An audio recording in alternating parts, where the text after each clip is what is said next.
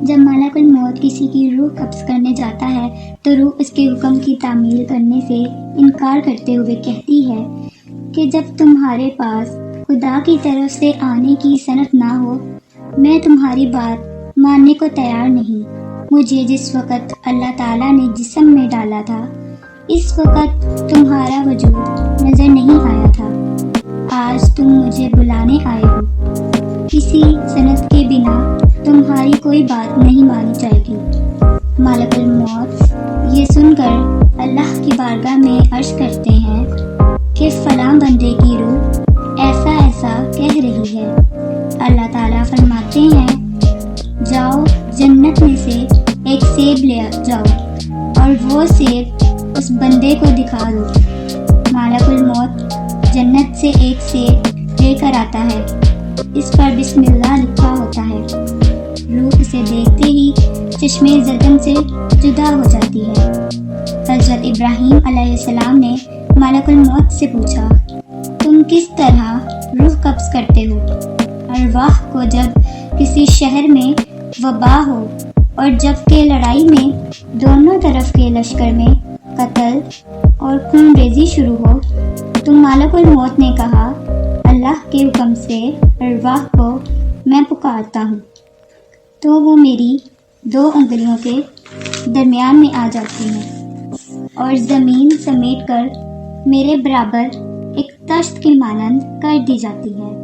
میں جہاں سے چاہتا ہوں ارواح کو قبض کرتا ہوں۔ حضرت سلیمان علیہ السلام نے ملک الموت سے فرمایا کہ جب میری موت قریب ہو مجھ کو خبر کر دینا۔ ملک الموت نے کہا میں آپ سے زیادہ نہیں جانتا، جس طرح آپ کو اپنی موت کی خبر نہیں اس طرح مجھ کو بھی کسی کی موت کی خبر نہیں ہوتی۔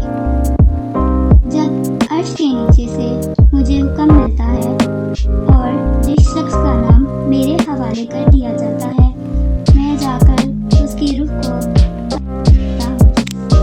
حضرت ابن عمر رضی اللہ تعالی عنہ سے روایت ہے کہ فرشتوں نے کہا اے اللہ تیرے بندے ابراہیم علیہ السلام کو موت سے بہت ڈر لگتا ہے۔ اللہ نے فرمایا ان سے کہہ دو کہ جب دوستوں کو ملے زیادہ عرصہ گزر جاتا ہے تو ایک دوسرے کی ملاقات کا مشتاق ہو جاتا ہے۔ حضرت ابراہیم علیہ السلام کو یہ اطلاع ملی تو آپ نے اللہ میں تیری ملاقات کا مشتاق ہوں۔ اللہ پاک نے ایک پھول ان کی طرف بھیجا، آپ علیہ السلام نے اسے سونگھا اور سونگتے ہی آپ علیہ السلام کی روح پرواز کر گئی۔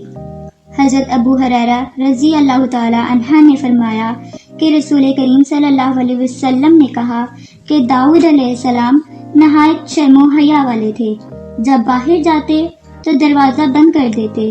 ایک دن گھر سے دروازہ بند کر کے نکلے، جب واپس آئے تو دروازہ کھلا ہوا تھا، دیکھا کہ گھر کے اندر ایک شخص کھڑا ہے۔ آپ نے پوچھا تو کون ہے؟ اس نے کہا میں وہ شخص ہوں جو بادشاہوں سے بھی نہیں ڈرتا اور دربان مجھ کو اندر جانے سے روک نہیں سکتے۔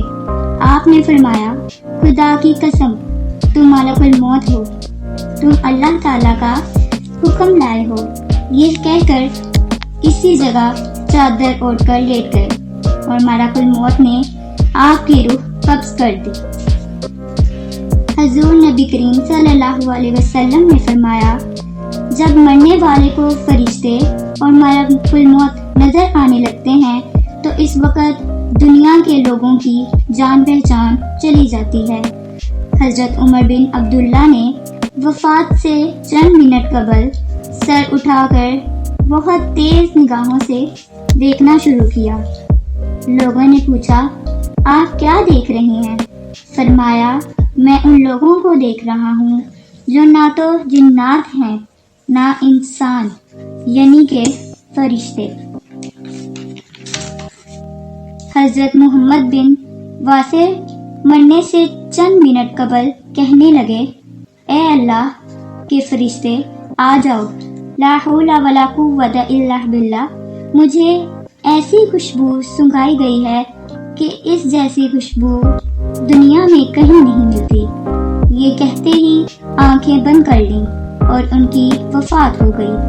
حضرت موسیٰ علیہ السلام کے وصال سے قبل حضرت اسرائیل علیہ السلام لوگوں کے پاس بلا روک ٹوک تشریف لاتے تھے، لیکن جب حضرت موسیٰ علیہ السلام کی بارگاہ میں آئے تو آپ نے انہیں تھپڑ مار دیا اور ان کی آنکھ نکال دی۔ حضرت اسرائیل علیہ السلام اللہ کی بارگاہ میں گئے اور عرض کرنے لگے کہ یا الہی، تیرے بندے موسیٰ نے میری آنکھ نکال دی۔ اگر وہ آپ کے صاحب تکریم بندے نہ ہوتے تو میں ان پر سختی کرتا۔ اللہ پاک نے ارشاد فرمایا، اے اسرائیل، جاؤ اور جا کر میرے بندے سے کہو کہ اپنا ہاتھ بیل کی پیٹھ پر رکھ دیں۔ ان کے ہاتھ میں جتنے بھی بال آئیں گے، ہر بال کے عوض ان کی عمر میں 1 سال کا اضافہ کر دیا جائے گا۔ حضرت اسرائیل علیہ السلام اللہ کا پیغام لے کر حضرت موسیٰ علیہ السلام کے پاس پہنچے۔ کلیم اللہ نے اسرائیل علیہ السلام سے پوچھا کہ پھر اس کے بعد کیا ہوگا؟ اسرائیل علیہ السلام نے کہا، پھر بھی موت۔ حضرت موسیٰ علیہ السلام نے فرمایا، اگر پھر بھی مرنا ہے اور پھر بھی موت کا مزہ چکھنا ہے تو ابھی میری جان نکال دو۔ چنانچہ فرشتے نے انہیں سونگا اور ان کی روح قبض کر لی۔ پھر اسی دن سے ملک الموت پوشیدہ حالت میں آنے لگے۔ حضرت سفیان رضی رحمۃ اللہ علیہ نے بیان کیا کہ سلیمان کو خوشبو حاصل ہوئی جس کو انہوں نے اپنی بیوی کے پاس چھوڑا۔ جب ان کی وفات کا وقت قریب آیا تو بیوی سے کہا، وہ خوشبو لاؤ اور پانی سے تر کر کے میرے بستر کے چاروں طرف چھڑک دو، کیونکہ میرے پاس اللہ تعالیٰ کی ایسی مخلوق حاضر ہو رہی ہے جو نہ تو کچھ کھاتی ہے نہ پیتی ہے مگر خوشبو سونگھ لیتی ہے۔ حسن بن صالح رحمۃ اللہ علیہ کا بیان ہے کہ میرے بھائی علی بن صالح کی وفات جس رات ہوئی، اسی رات انہوں نے مجھ سے کہا، اے بھائی، ذرا مجھے پانی پلا دو۔ میں نماز پڑھ رہا تھا، اس لیے نماز سے فارغ ہونے کے بعد میں نے پانی پیش کیا۔ اس پر انہوں نے کہا، میں تو ابھی پانی پی چکا ہوں۔ میں نے دوبارہ پانی پینے کو کہا تو انہوں نے پھر وہی جواب دیا۔ میں نے ان سے پوچھا، اس بالا خانے میں میرے اور آپ کے علاوہ کوئی تیسرا آدمی موجود نہیں، پھر آپ نے پانی کیسے پی لیا؟ میرے بھائی نے جواب دیا، ابھی میرے پاس فرشتے پانی لے کر آئے تھے اور مجھے پانی پلانے کے بعد انہوں نے خوشخبری دی کہ تم، تیرا بھائی اور تیری ماں ان لوگوں کے ساتھ ہیں جن پر اللہ پاک نے اپنا انعام فرمایا ہے، یعنی صدیقین اور شہداء صالحین کے ساتھ۔ ایک روایت میں آتا ہے کہ ملک الموت نمازوں کے اوقات میں آدمیوں کی جستجو کرتے ہیں، خبر رکھتے ہیں۔ اگر کسی شخص کو نماز کے اوقات کا اہتمام رکھنے والا پاتے ہیں تو مرتے وقت اس کو کلمہ طیبہ تلقین کرتے ہیں اور شیطان کو اس کے پاس سے ہٹا دیتے ہیں۔ ایک انصاری موت کی حالت میں مبتلا تھے۔ حضور نبی کریم صلی اللہ علیہ وسلم اس کے سرحانے تشریف فرما تھے۔ حضور نبی کریم صلی اللہ علیہ وسلم نے ملک الموت کو دیکھ کر فرمایا، اے ملک الموت، یہ میرا رفیق ہے، اس کے ساتھ نرمی کرنا۔ ملک الموت نے عرض کیا، یا رسول اللہ صلی اللہ علیہ وسلم، آپ اطمینان رکھیے، میں ہر مومن سے نرمی کا برتاؤ کرتا ہوں۔ اللہ تعالیٰ ہم سب کا خاتمہ ایمان پر فرمائے اور ہم سب کو مرتے وقت کلمہ طیبہ پڑھنے کی توفیق عطا فرمائے، آمین۔